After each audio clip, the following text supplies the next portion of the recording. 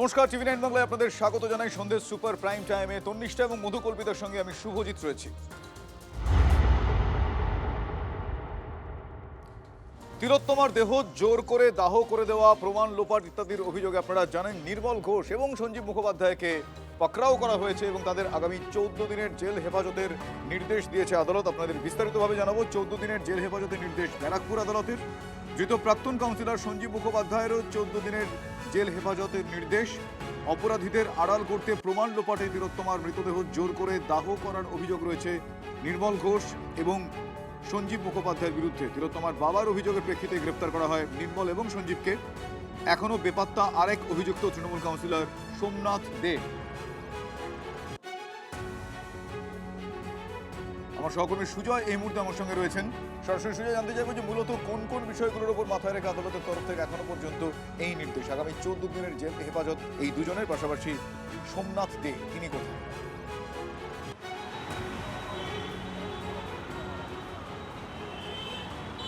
দেখো, নির্মল ঘোষ এবং সঞ্জীব মুখার্জি দুজনকেই 14 দিনের জেল হেফাজতের নির্দেশ দিয়েছে ব্যারাকপুর আদালত।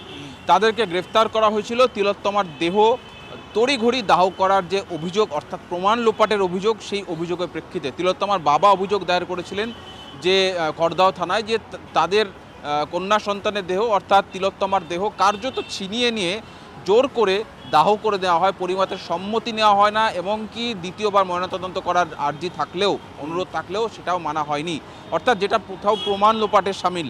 সেই অভিযোগের মামলা দায়ের হয়েছিল গত 10ই আগস্ট এবং তার ভিত্তিতেই আমরা দেখলাম গতকাল উড়িষ্যা থেকে গ্রেফতার করা হয়েছিল নির্মল ঘোষকে এবং পরবর্তীতে সঞ্জীব মুখার্জি, তাকেও গ্রেফতার করতে সক্ষম হয় পুলিশ। যদিও এখনও পর্যন্ত সোমনাথ দে পলাতক, তার বিরুদ্ধে খোঁজ তদন্ত চলছে এবং তার খোঁজ চালানো হচ্ছে বিভিন্ন জায়গায়। এদেরকে আদালতে তোলার সঙ্গেই তাদের বিরুদ্ধে আরও একটি করে মামলা রুজু করা হয়েছে। নির্মল ঘোষের বিরুদ্ধে লটারি ছিনতাই করে নেওয়া বা লটারি ছিনিয়ে নেওয়া, ভয় দেখিয়ে লটারি ছিনিয়ে নেওয়ার অভিযোগ দায়ের হয়েছিল। এক ব্যক্তি, তিনি লটারিতে প্রথম পুরস্কার পেয়েছিলেন 1 কোটি টাকা, তার লটারি কার্যত অস্ত্র দেখিয়ে, ভয় দেখিয়ে, হুমকি দিয়ে তার লটারি ছিনিয়ে নেওয়া হয়েছিল। সেই অভিযোগ দায়ের করেছিলেন, সেই মামলাটি যুক্ত করা হয়েছে নির্মল ঘোষের বিরুদ্ধে। সেই মামলায় পুলিশ আদালত তাকে 8 দিনের পুলিশ হেফাজতের নির্দেশ দিয়েছে। সঞ্জীব মুখার্জির বিরুদ্ধে একজন প্রমোটার অভিযোগ দায়ের করেছিলেন তোলাবাজি সংক্রান্ত, সেই তোলাবাজি সংক্রান্ত মামলাটি দায়ের করা হয়েছে, তাকে 7 দিনের পুলিশ হেফাজতের নির্দেশ দিয়েছে। অর্থাৎ এই দুই অভিযুক্ত, তারা তিলোত্তমার দেহ পুড়িয়ে দেওয়ার ঘটনা 14 দিনের জেল হেফাজতে তাদেরকে পাঠানোর নির্দেশ দিয়েছে আদালত, এবং তাদের বিরুদ্ধে পৃথক 2টি মামলা হয়েছে, একটি তোলাবাজির এবং একটি লটারি ছিনিয়ে নেওয়ার। সেই মামলাতে নির্মল ঘোষের 8 দিনের পুলিশ হেফাজত এবং তার পাশাপাশি এই সঞ্জীব মুখার্জি, তার 7 দিনের পুলিশ হেফাজতের নির্দেশ দিয়েছে আদালত। অত্যন্ত গুরুত্বপূর্ণ বিষয়, এবং এই 8 দিন নির্মল ঘোষে খড়দহ থানায় হেফাজতে থাকতে হবে, পুলিশের হেফাজতে থাকতে হবে। পুলিশ তাকে জেরা করবে। তার যে মোবাইল, যখন তিলোত্তমার দেহ দাহ করা হচ্ছিল সেই দিন যে মোবাইল তিনি ব্যবহার করেছেন, সেই মোবাইলের খোঁজ করবেন তদন্তকারীরা। সেই দিনকার কল ডিটেলস তারা নেবেন, হোয়াটসঅ্যাপে তার সঙ্গে কার কথোপকথন হয়েছিল সেগুলি তারা নেবেন। কেন নেবেন? তার কারণ তদন্তকারীরা এবং যিনি অভিযোগ দায়ের করেছিলেন তিলোত্তমার পরিবার, তারা মনে করছে যে নির্মল ঘোষ একা নয়, নির্মল ঘোষকে কোনো জায়গা থেকে ইনস্ট্রাকশন দেওয়া হয়েছিল, নির্দেশ দেওয়া হয়েছিল যে তড়িঘড়ি তিলোত্তমার দেহটা দাহ করে দেওয়ার, যাতে দ্বিতীয় ময়নাতদন্ত তারা করতে না। অভয়ার বাবা, তিনি একটি অভিযোগ করেছেন যে তার মেয়ের মৃতদেহ তড়িঘড়ি সৎকার করে তথ্য প্রমাণ লোপাট হয়েছে। সেই মামলাটি আজকে ওনাকে আদালতে প্রডিউস করে 14 দিনের জেল হেফাজত হয়েছে। ওই মামলায় আদালত রায় দিয়ে 14 দিনের জেল হেফাজতে পাঠিয়েছে। আরেকটি মামলা, একটি প্রমোটার বা কোনো এক ব্যক্তিবর্গের থেকে কিছু টাকা তছরূপ এবং তোলাবাজির অভিযোগ আছে। এই তোলাবাজির অভিযোগে ওনাকে 7 দিনের পুলিশি হেফাজতে, আদালতের রায়ে পুলিশি হেফাজতে নেওয়া হয়েছে। হ্যাঁ, এবার যখন উনি অ্যারেস্টেড হয়েছিলেন, ওনার চোখে একটি আঘাত লাগে। যখন পুলিশ অ্যারেস্ট করে, ওই ইট বা কোনো কিছু মানে এসে ওনার চোখে লেগেছে। এখন সেই লাগার ফলে উনি আহত হন। সেই কারণে কোর্ট ওনাকে একটা মেডিকেল অবজারভেশন এবং যতদিন পিসিতে থাকবে ওনার যাতে শারীরিক চিকিৎসা হয়, এই একটা অবজারভেশন দিয়েছে। যে সমস্ত লোকের বিরুদ্ধে বিভিন্ন ধরনের অভিযোগ আছে, এই সঞ্জীবের বিরুদ্ধে অভিযোগ হচ্ছে এই নির্মল ঘোষের সাথে সহায়ক হিসেবে কাজ করা। যারাই তথ্য প্রমাণ লোপাট করেছিল তাদের প্রত্যেকের বিরুদ্ধে মাননীয় মুখ্যমন্ত্রী বলেছেন ব্যবস্থা হবে। যে ব্যবস্থা হচ্ছে এবং সেটা হবে, কেউ আটকাতে পারবে না। কোর্ট যদি জামিন দেয় তাহলে কোর্টের বিষয় আলাদা। আমাদের সরকারের তরফ থেকে কোনো রকম খুঁত আমরা রাখবো না। আমরা চেষ্টা করবো এই অপরাধীদেরকে উপযুক্ত সাজা দেওয়ার। আপনারা বললেন সিবিআই চাই, হাইকোর্ট সিবিআই দিয়েছে, তো সিবিআই তো এতদিন ধরে করলো তো নির্মল ঘোষ দোষী হলে এতদিন সিবিআই ধরেনি কেন? সিবিআই তো কেন্দ্রের। নির্মল ঘোষ যদি দোষী হয়ে থাকেন তো সিবিআই ধরেনি কেন? 3টি court, honourable court, learned court monitor করেছেন কেসটা। Trial court, respected high court, respected supreme court, সব পক্ষের সব আইনজীবী সব অভিযোগ করেছেন। তারপরেও কিন্তু সিবিআই সব দিক থেকে নির্মল ঘোষকে অ্যারেস্ট করেননি। এখন যদি মনে হয় যে তাদের ফিরিয়ে এনে তাদের নির্মল মানে পুলিশকে আবার কোনোভাবে ঢুকিয়ে এনে বিজেপির স্থির করে দেয়া পলিটিক্যাল ন্যারেটিভটা এস্টাবলিশ করার জন্য অ্যারেস্ট করতে হবে, তাহলে সেটা মোস্ট আনফরচুনেট। যেহেতু আইনের ব্যাপার, এটা নিয়ে আমি কোনো কথা বলবো না, তবে আইন যেন সবার জন্য এক হয় এই আশা করি। তিলোত্তমা কাণ্ডে নির্মল অসন্তোষ। যখন পানিহাটি থানা থেকে বের করা হচ্ছিল নির্মল ঘোষকে, তখন তাকে লক্ষ্য করে কি না ছুড়ে এলো বলুন তো? তাকে লক্ষ্য করে চর, ঘুষি, এমনকি চটি পেটা পর্যন্ত। নির্মল ঘোষকে খড়দা থানা থেকে বের করার সময় পানিহাটির প্রাক্তন তৃণমূল বিধায়ককে চর, ঘুষি, চটিপেটা, নির্মল ঘোষকে লক্ষ্য করে ডিম, এমনকি কাদা পর্যন্ত ছোড়া হয়। হেলমেট পরিয়ে খড়দা থানা থেকে বের করানো হয় ধৃত প্রাক্তন তৃণমূল বিধায়ককে। থানা থেকে বের করার সময় নির্মলকে লক্ষ্য করে একের পর এক ডিম ছুটতে থাকেন বিক্ষোভকারীরা।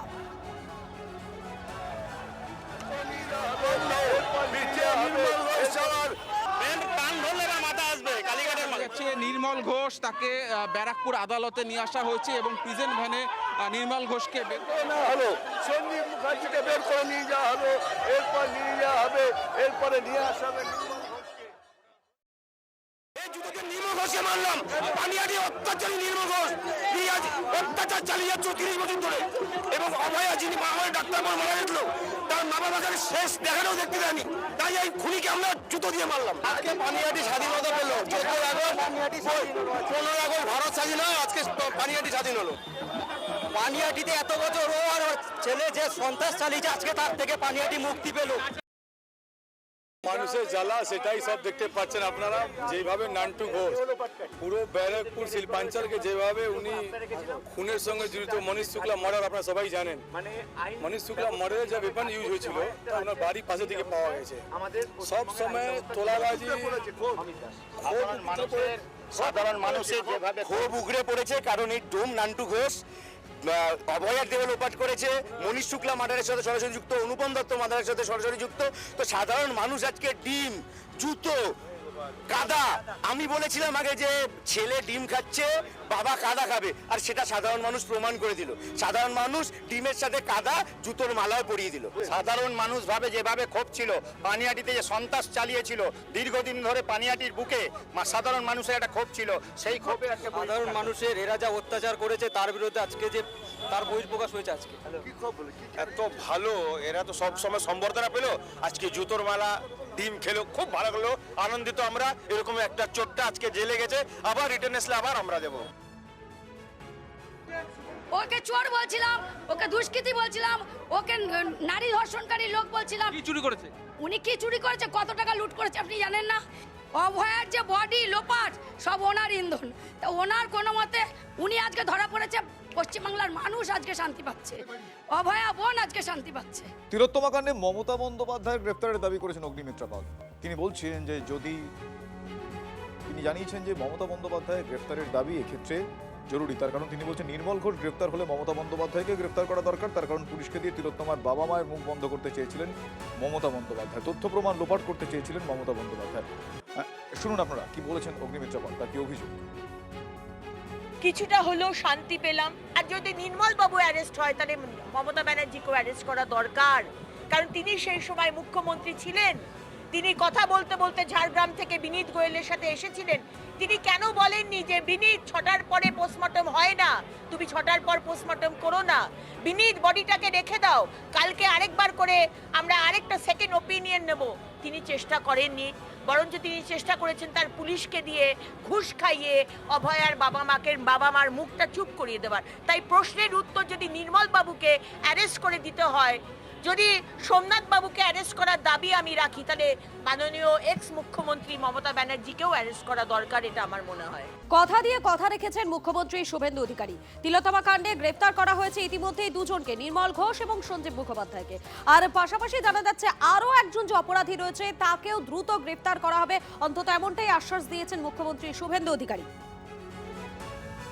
তিনজনের নাম আমি বলিনি, ভিডিও বলেছি, ভিডিও কথা বলি, যা তার তথ্য প্রমাণ ছিল তার ভিত্তিতে সবাই দেখেছেন। এবং একটা রাজ্য পুলিশের 3 জন আইপিএসকে সাসপেন্ড করা, ডাক্তারদের মেডিকেল কাউন্সিলের তাদের যে মেম্বারশিপ মানে ডক্টরশিপ খারিজ করা এবং সিবিআই ইডিকে এনওসি দেওয়া, এটা আমাদের সুযোগ ছিল, আমরা প্রথমেই করে দিয়েছি। আর একটা জায়গায় সুযোগ ছিল রাজ্য পুলিশের, সেটা হচ্ছে ক্রিমেশন স্ক্যাম। সেখানে আমাদের নির্দেশ, আমার ইচ্ছা ছিল, আমি নির্দেশ দিয়েছিলাম, মাননীয় শেখর দেবনাথ মহোদয় অভিযোগ করেছেন এবং 3 জনের নামে অভিযোগ ছিল যাদের ছবিতে দেখা গেছে যারা যুক্ত। দ্রুততার সঙ্গে পুলিশ বাইরের রাজ্য থেকে তুলে নিয়ে এসছে এদেরকে। আমি সিপি ব্যারাকপুর অমিত সিং সহ তার টিমকে ধন্যবাদ দেব। বাকি একজন আছে, তাকেও পুলিশ গ্রেপ্তার করুক অথবা তিনি নিজে স্যারেন্ডার করুক। অভয়ের পোস্টমর্টেম হয়েছিল, সেখানে সাক্ষী দিয়েছিলেন কয়েকজন জুনিয়র ডক্টর যে সব ঠিকঠাকভাবে হয়েছে, এখানে কোনো ম্যানিপুলেশন নেই। কোন জুনিয়র ডক্টররা ওখানেই ছিলেন, তাদের মধ্যে কয়েকজন তো আবার উই ওয়ান্ট জাস্টিসেও এসেছিলেন। ফলে 5 জন না কজন জুনিয়র ডক্টর, যে কজনই হোক সংখ্যাটা, যাদের সই আছে, যদি নির্মল ঘোষকে কাস্টডিতে নিয়ে কেন শ্মশানে গেছে হয়, তাহলে এই 5 জন জুনিয়র ডক্টরকে কাস্টডিতে নিয়ে ওই পোস্টমর্টমটা কি হয়েছিল সিআইডি দেখুক। রাজনৈতিক লোক হলে ন্যারেটিভটা জোরদার হয়, তৃণমূল হলে ন্যারেটিভটা জোরদার হয়। সিবিআই 2 বছর ধরে লোকটা দোষ কিছু না পেলেও একটা 80 বছরের লোককে ডিম মারা যায়, আর যে 5 জন তাদের তো সই আছে, তাহলে তাদেরকে কাস্টডিতে নিয়ে জিজ্ঞাসাবাদ করা হোক। সুবিচারের অপেক্ষায় তিলোত্তমার পরিবার। নির্মল সঞ্জীব গ্রেপ্তারির পর ব্যারাকপুর আদালতে গোপন জবানবন্দি তিলোত্তমার বাবার।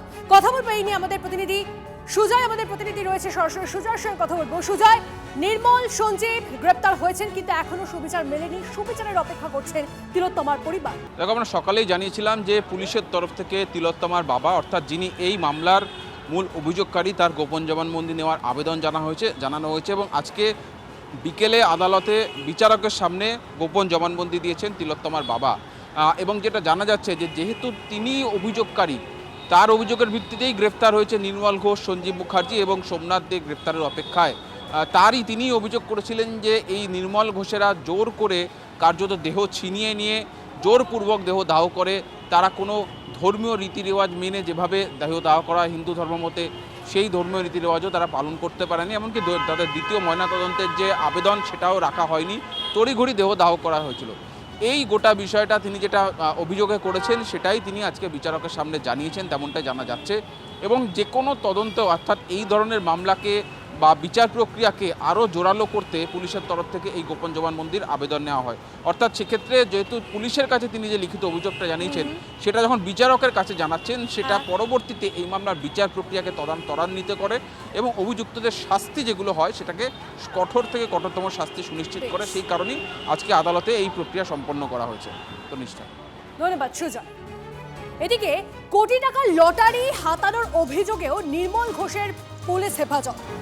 ছেলের পর গারদে বাবা, লটারি প্রতারণা মামলায় 8 দিনের পুলিশ হেফাজত। প্রথম পুরস্কার প্রাপকের লটারি ছিনতাই মামলায় 8 দিনের পুলিশ হেফাজত। তিলোত্তমার দেহ জোর করে দাহ করার অভিযোগে 14 দিনের জেল। অন্যদিকে তোলাবাজি মামলায় ধৃত প্রাক্তন কাউন্সিলর সঞ্জীব মুখোপাধ্যায়ের 7 দিনের পুলিশ হেফাজত।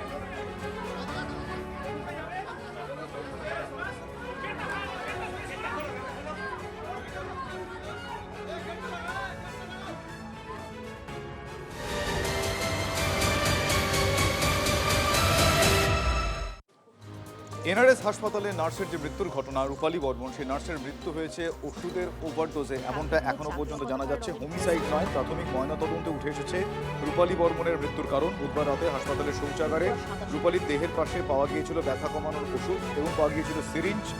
কেন এত ওষুধ খেয়েছিলেন রূপালী, নিখুঁত তদন্ত করতে আশপাশের ক্লোজ সার্কিট ক্যামেরার যে ফুটেজ তা খতিয়ে দেখছে পুলিশ। বেশ কয়েকজনকে জিজ্ঞাসাবাদ করা হচ্ছে বলে পুলিশ সূত্রে খবর পাওয়া গিয়েছে। ওষুধের ওভারডোজেই তার মৃত্যু হয়েছে বলে সেটা জানা যাচ্ছে প্রাথমিক ময়নাতদন্তের উপর।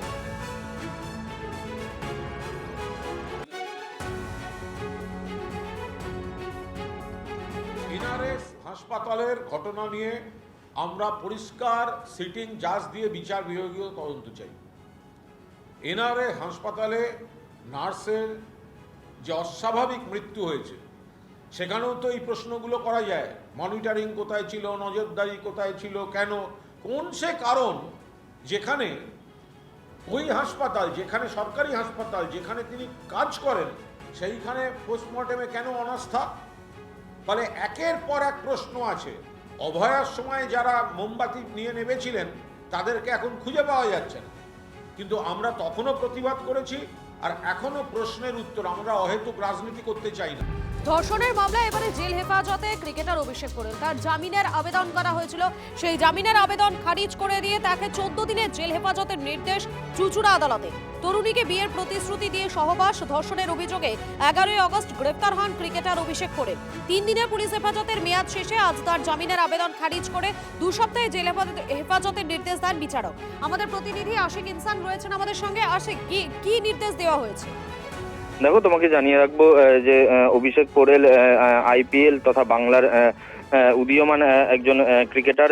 যেটা দেখা যাচ্ছে যে তাকে গ্রেফতার করেছিল মগরা থানার পুলিশ একটি মহিলার সঙ্গে তার যে বিয়ের প্রতিশ্রুতি দিয়ে সহবাস এবং ধর্ষণ সহ একাধিক অভিযোগ করেছিল ওই ডাক্তারি পড়ুয়া তরুণী, এবং তার পরিপ্রেক্ষিতেই কিন্তু মগরা থানার পুলিশ গ্রেফতার করে এবং প্রথমে তাকে চুঁচুড়া আদালতে তোলা হলে তাকে 3 দিনের পুলিশ হেফাজতের নির্দেশ দেয় আদালত। তবে আজকে যখন তাকে ফের কোর্টে তোলা হয়, তার আইনজীবীর পক্ষ থেকে অভিযোগ করা হয় যে তিনি নির্দোষ এবং তাকে জামিন দেওয়া হোক। সেই জায়গায় কিন্তু চুঁচুড়া আদালতের যিনি বিচারক রয়েছেন তিনি কিন্তু 14 দিনের জেল হেফাজতের নির্দেশ দিয়েছে এবং এই যে অভিষেক পোরেল এর বিরুদ্ধে কিন্তু আইটি অ্যাক্টেও মামলা হয়েছে এবং বিয়ের প্রতিশ্রুতি দিয়ে ধর্ষণ এবং